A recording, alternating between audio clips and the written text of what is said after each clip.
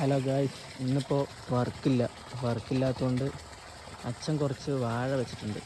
ആ വാഴയൊക്കെ നനയ്ക്കാൻ വേണ്ടി വന്നതാണ് ഗായ്സ്.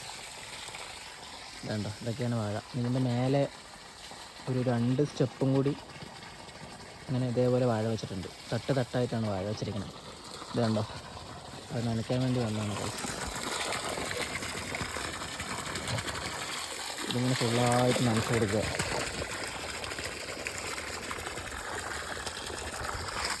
ഇപ്പം സ്ഥലങ്ങളൊക്കെ അടിപൊളിയാണ്, കണ്ടോ.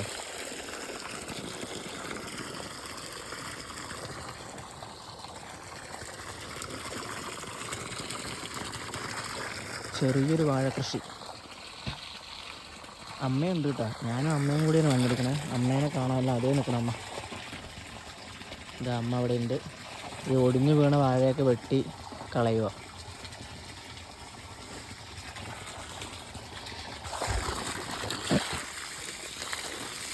സൈഡിൽ കാണുന്നുണ്ട് പാടം, തെങ്ങ്, അങ്ങനെ കുറേ ഉണ്ട്. ഇവിടെ തേൻ കൃഷിയൊക്കെ ഉണ്ട്.